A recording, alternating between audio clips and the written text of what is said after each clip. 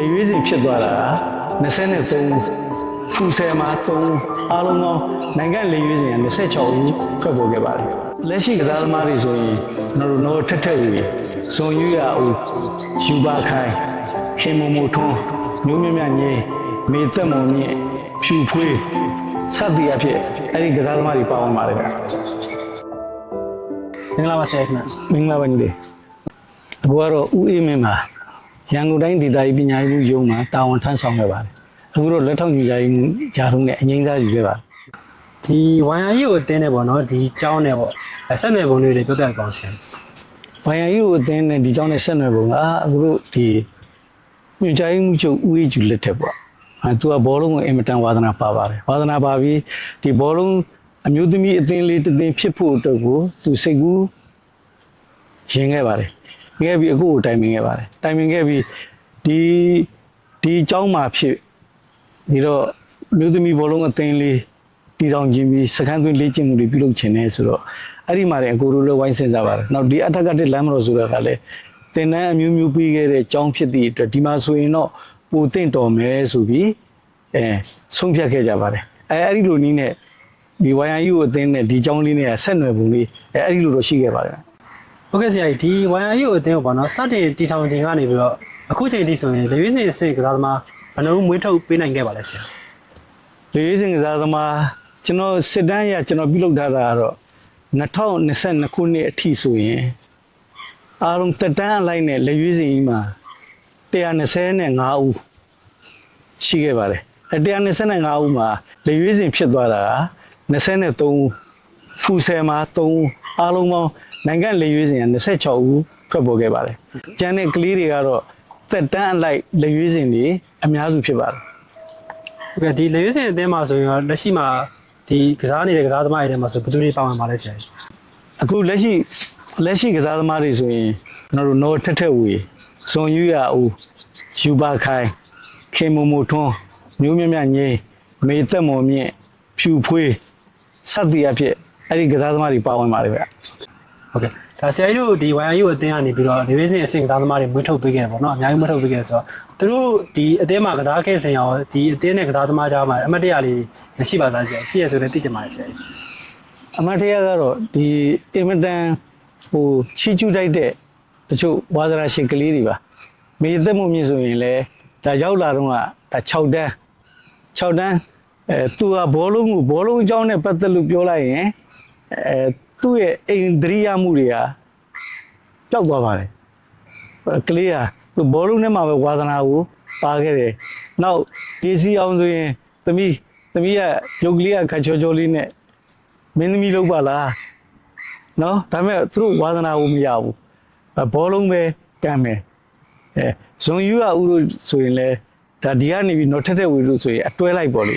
အတွဲလိုက်ဒီအကြောင်းကနေပြီးထွက်သွားတဲ့အထိကအတွဲမပြုတ်ခဲနဲ့ကလေးတွေဟာသူတို့ဝါသနာပါရာ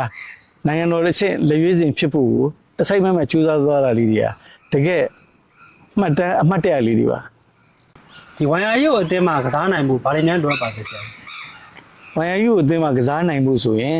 အထက်ကတစ်လမ်းမတော်မှာကန်စကန်သွင်းပြီးကြောင်းတက်နေတဲ့ကလေးလေးဖြစ်ရမယ်။နောက်အခြေခံပညာကျောင်းပေါင်းစုံပြည်နယ်တိုင်းအဲ့ဒီကရွေးချယ်ထားတဲ့ကလေးတွေကိုအများစုကအဲ့ဒီကကလေးတွေပဲဖြစ်ရမယ်။နောက်ဒီပြင်ပကနေပြီးဘောလုံးဝါသနာပါလို့ချိတ်ဆက်တဲ့ကလေးဆိုရင်လည်းဒီမှာကျွန်တော်တို့အကြောင်းပြန်အပ်ပြီးဒီကန်စကန်မှာဆက်လက်ပြီးစကန်ဝင်လေ့ကျင့်ခြင်းကိုပြုလုပ်ပေးနိုင်ရမယ်။ဒါဆိုရင်ဒီကလေးတွေကဆက်နွယ်လို့ရပါပြီ။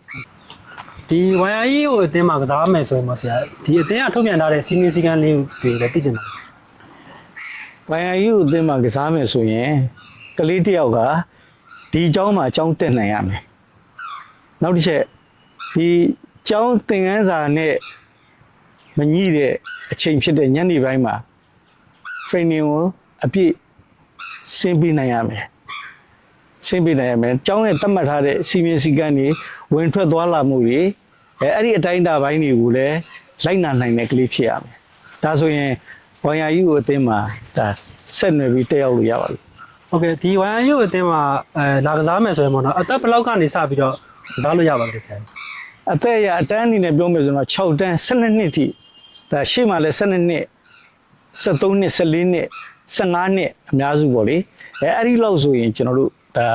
ဒီမှာတက်ခွင့်ရပါတယ် ဟုတ်ကဲ့ တစ်ချိန်က2009-2010ပညာသင်နှစ်မှာယောက်ျားလေးကို2နှစ်လောက်ပြုတော်ခဲ့ပါတယ်ယောက်ျားလေးရောမိန်းကလေးရောပေါ့ဒါပေမဲ့နောက်ပိုင်းကျတော့လေတာဝန်တွေအရတာဝန်ပူကြီးလာသည့်အတွက်မိန်းကလေးကိုပဲဆက်လက်တာဝန်ယူပြီးဆက်လက်ပြုတော်သွားပါတယ် ဟုတ်ကဲ့ဆရာဒါပေမဲ့ဒီ YRE ကိုအတင်းရဲ့ရွေချက်လေးကိုလည်းသိပြစီဆရာ နိုင်ငံတော်အတွက်ပေါ့လေတစ်ဖက်တစ်လမ်းအနေနဲ့ကူညီပံ့ပိုးတဲ့အနေနဲ့ပါဘာလို့လဲဆိုတော့စနစ်တကျပြုစုလေ့ကျင့်ခြင်းအဖြစ်ဒါနိုင်ငံအတွက်ဒါမဖြစ်နိုင်ဘူးဆိုတာမရှိပါဘူးဒါကြောင့်မလို့အဲ့ဒီယုံကြည်ချက်နဲ့ပဲကျွန်တော်တို့ကကလေးတွေကိုဒီမှာကျောင်းနေအရွယ်ကစပြီးကျောင်းချိန်လွတ်တဲ့အချိန်မှာ training ပေးပြီးအဲ့ဒီလိုပြုထောင်ခြင်းအဖြစ်နှစ်ပေါက်လောက်ကင်ဆောင်ရွက်သည့်အတွက်ဒါအားလုံးဟာအဆင်ပြေနိုင်ပါတယ်နိုင်ငံကိုစားပြုလေရွေးစင်အများစုတွေထွက်လာနိုင်ပါတယ်ခင်ဗျ ဟုတ်ကဲ့နော် ဒီအသင်းကလေးဖွဲ့စည်းခဲ့တာမြကြိုင်းမှုချုပ်ဦးအေးကျူလက်ထက်ကစတင်ခဲ့တယ်ပေါ့နော်စတင်ခဲ့ပြီးဦးအေးကျူကနေပြီးဥဆောင်ပြီးဒီကျွန်တော်တို့စားစိတ်ဒီပါညာတွေကိုနှစ်နီးပန်းကတာဝန်ယူခဲ့တယ်နောက်ပိုင်းကျတော့ YNU အသင်းလေးဆိုပြီးနာမည်လေးလည်းရလာတယ်မင်းကလေးအသင်းအနေနဲ့မင်းကလေးအများစုလည်းနည်းနည်းပါဝင်လာသည့်အတွက်အဖွဲ့ချုပ်ဥက္ကဋ္ဌကကြားလဲကြားသိရောသူကတွေ့ဆုံပြီးဒီကလေးတွေကိုသူ့အနေနဲ့ဆက်လက်တောင်းယူရစီဆိုပြီးပညာရေးကတော့ပညာရေးအပိုင်းပေါ့လေသင်ကြားရေးပိုင်းနေနောက်အဖွဲ့ချုပ်အနေနဲ့ကလည်းဒီကလေးတွေအတွက်စားစိတ်အခြားဝတ်စားစင်မှုစသည်ဖြင့်အသီးသီးကိုတာဝန်ယူပြီးစောင့်ရှောက်ခဲ့တယ်ဒါကြောင့်မို့လို့ဒီအသင်းရဲ့အနေအထားကဆက်လက်ရပ်တည်မှုဟာအဖွဲ့ချုပ်ရဲ့စောင့်ရှောက်မှုကြောင့်သာလေဆက်လက်ရပ်တည်သွားနိုင်တာဖြစ်ပါတယ်။ YRE ကိုအသင်းအနေနဲ့ရလဲကိုတို့ဒီလီပွဲတွေမှာအသင်းတွေကိုပေးပြီးဝေးထုတ်ပေးရသည့်အတွက်ဝမ်းသာမိတယ်။မရှမ်း United အသင်း AR United အသင်းမြဝတီအသင်းတစ္ဆာအာမန်အသင်းအဲ့ဒီအသင်းအသီးသီးမှာလည်းအများစုတွေက YRE ကိုကနေပြီးမွေးထုတ်လိုက်တဲ့ကလေးတွေအများစုပါဝင်တယ်။ဒါကြောင့်မလို့ပို့ပြီးဝမ်းသာပီတိဖြစ်ရတယ်။ဒီတော့အခြားကလေးတွေလည်း YRE ကိုအသင်းအတွက်အားကြတယ်ဆိုရင်ဇာတို့စောစောကပြောခဲ့တဲ့အတိုင်းပေါ့လေကျောင်းတက်နိုင်ပြီးလေ့ကျင့်မှုကိုအချိန်ပြည့်တတ်မှတ်ထားတဲ့ညနေပိုင်းအချိန်ပြည့်လုပ်ကင်ဆောင်ရွက်နိုင်မယ်ဆိုရင်ကလေးတွေဟာ YRE ကိုအနေနဲ့အားလုံးအဆင်ပြေအောင်ဆောင်ရွက်ပေးမှာပါလို့ပြောကြားနေပါတယ်